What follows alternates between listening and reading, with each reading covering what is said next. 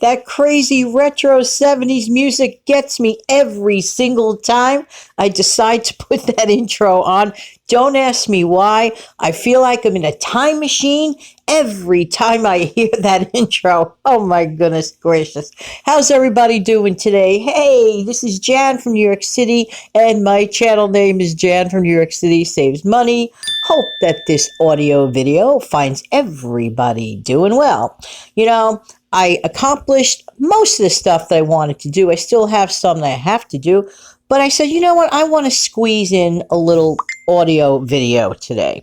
Okay, so making a long story short, I decided to make this video about what we can do with the stuff that we have, namely our own stockpile, and regenerating our current stockpile into another stockpile, and even getting a grandchild out of it. Well, not a child, but a grandchild of recipe or frozen food is what I'm trying to say. Now, basically, the idea is this simple. Okay, for example, here's what I'm doing.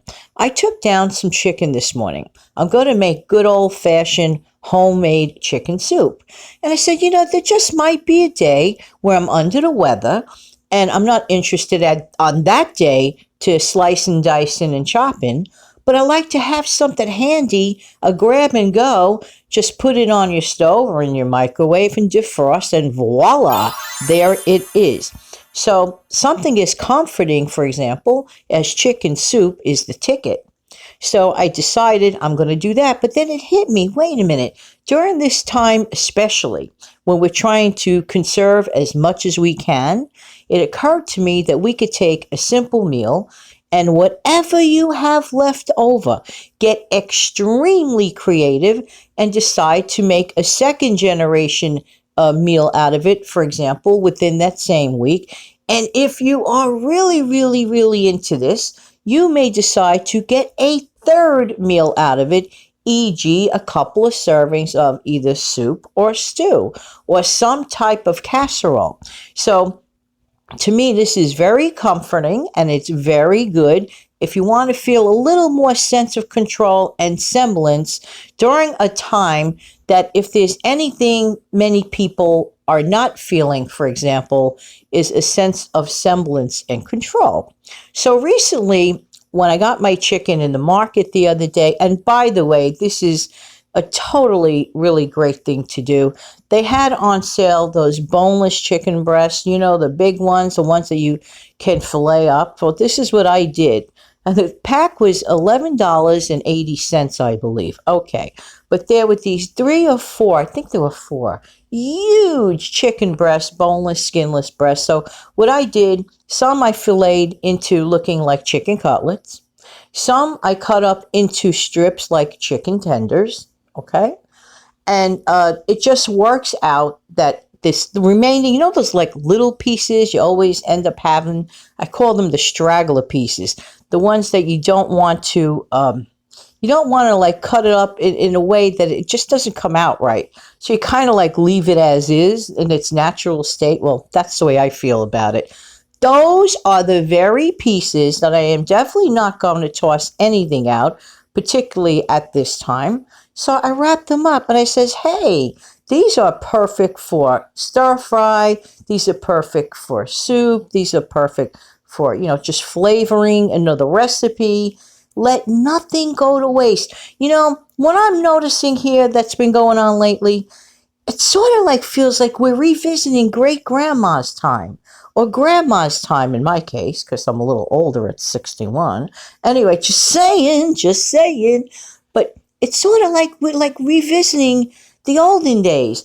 For example, okay, so like some people were concerned, oh my goodness, what am I going to do? My bread is running low. Remember, there's a thing called you can make it yourself. And guess what? You don't need a bread machine. There's a thing called an oven if you have one, which I hope, that you do. I hope that you're able to do it. We have to come back to being a little bit more self-reliant. And it doesn't matter where you live, whether you live in this great big city, whether you live in a small town, or you live, and people in the small towns, I notice, are definitely much more self-reliant. No offense to my fellow city people, just saying, like, we're kind of used to too many conveniences, in my honest opinion. But sometimes during testy times, this really shows our true spirit of ingenuity. Okay? Okay. And there may be a time that you're going to be running low on paper goods or whatever. And let me tell you, are we not blessed that we are living in a time where we could speak to each other on video chat, share ideas, create videos? This platform has a plethora of things.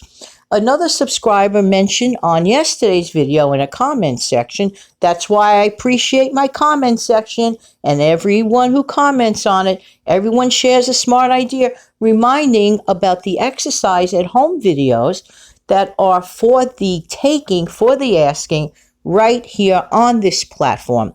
This is a wonderful, wonderful resource.